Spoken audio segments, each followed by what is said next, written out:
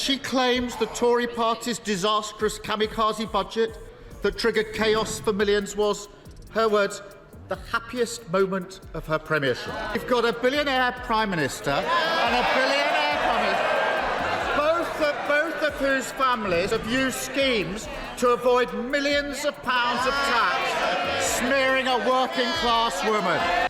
But in the budget, which was probably the toughest, I'm really pleased that we were able to put so much money into the National Health Service. Keir Starmer promised a fairer Britain. Instead, we got rising costs, failing services, and a government that seems to care more about migrants than its own citizens. Before we move on, I'd like to ask you a small favor. If you appreciate this content, please take a second to like this video and subscribe to the channel. Over 98% of you watch the videos without subscribing. It costs you nothing, but it makes a huge difference to us. So did you click the subscribe button? Great, thank you so much. Now back to the video, but there's hope. People are speaking up, MPs are rebelling, and change is in the air. Want to know how you can be part of the solution? Remember Starmer's victory speech? He stood there promising a fairer Britain, better public services, and a government that truly cared. Fast forward to today, and those grand promises seem like a distant dream. Mr. Speaker, I'm privileged to be the proud owner of a copy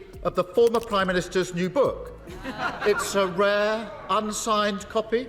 And rather than sit around, we've got them all together today to talk to Angela and to me and to Rachel Reeves.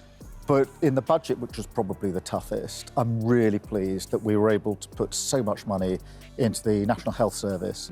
And I took the decision that we would take the hard decisions first. I think anybody who's turned around, I don't know, an organisation or a business. British families are facing a harsh reality that's worlds apart from Starmer's rosy vision. Inflation is eating away at household budgets faster than wages can keep up. The cost of living crisis isn't just a catchy phrase. It's a daily struggle for millions. Families are making impossible choices between heating their homes and putting food on the table. And what about those public services Starmer vowed to improve? They're buckling under pressure. NHS waiting times are through the roof, schools are struggling, and social care is on its knees. Yet Starmer seems more concerned with abstract financial figures than the real-world impact of his policies. Take his fixation on the $22 billion budget deficit. While Starmer obsesses over balancing the books, families across the country are wondering how they'll balance their own budgets. It's a disconnect that's fueling growing resentment. As one concerned citizen put it, pensioners aren't just statistics. They're people who've worked their whole lives, and yet many feel like they've been cast aside.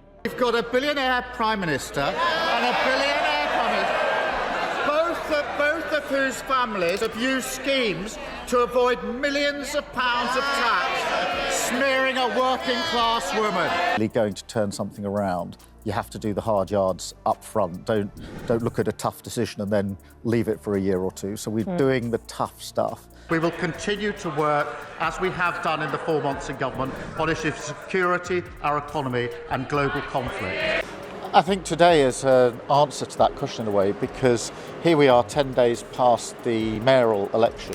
The examples of hardship are everywhere. Pensioners, once promised protection, have seen their winter fuel payments stripped away. Families are watching their grocery bills skyrocket while their wages stagnate. And there's a growing perception that while British citizens struggle, resources are being diverted to support 1.5 million migrants on benefits. It's no wonder that public discontent is on the rise. Whispers of rebellion are turning into open challenges. People are asking how a government can prioritize spreadsheets over citizens' well-being. Critics aren't mincing words. They're calling Starmer a destroyer of the nation, accusing him of betraying the very people he swore to protect. As the gap between Starmer's promises and reality widens, a crucial question emerges. Can he address the real issues facing Britain, or will his leadership continue to unravel? The answer may determine not just Starmer's political future, but the future of millions of struggling families across the UK.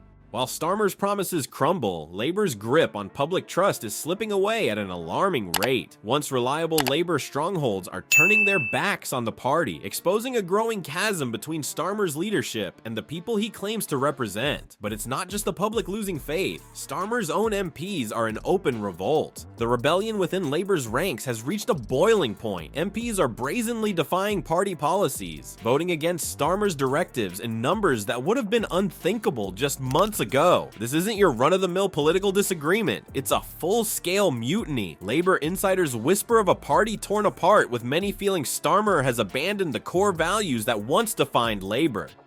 But in the budget, which was probably the toughest, I'm really pleased that we were able to put so much money into the National Health Service. She claims the Tory party's disastrous kamikaze budget that triggered chaos for millions was, her words, the happiest moment of her premiership. Oh, it's hard. I mean, governing is hard, and we inherited a lot of problems, an economy that was broken, NHS on its knees, and we've had to pick that up and deal with it. Mr. Speaker, we live in probably more volatile world than we've lived in for many decades. It is absolutely crucial. Starmer's response to this internal crisis, it's been swift and heavy-handed. Dissenting MPs face suspensions, effectively silencing voices of opposition within the party. Critics argue this authoritarian approach is strangling democratic debate and alienating party members who dare to question Starmer's vision. But the issues run deeper than just party politics. Starmer stands accused of fostering a two-tier society where certain groups are prioritized while others are left behind. His government's handling of civil unrest, particularly the Southport riots, has raised serious concerns, labeling dissenting voices as far-right and subjecting them to harsh legal consequences has many wondering, is this the Labour Party of the people or a new breed of authoritarianism? The implications for democracy and free speech are chilling. Proposals to reclassify rioters as terrorists and the introduction of fast-track courts to punish civil unrest have sparked fears of government overreach. As one critic put it, when a government starts treating its citizens as enemies, we're treading on dangerous ground. While Starmer fixates on budget deficits, his political capital is hemorrhaging. The very foundations of his leadership are cracking under the weight of broken promises and misplaced priorities. As dissent grows louder, both within and outside the party, a pivotal question looms. Can Starmer salvage his leadership and regain the trust of a nation, or is this the beginning of the end for his political ambitions? Keir Starmer's leadership has unraveled in spectacular fashion, leaving a trail of broken promises and public disillusionment. His obsession with budget deficits has come at the cost of addressing real-world issues affecting millions of Britons. The Labour Party, once a beacon of hope for many, now faces internal rebellion and declining public trust.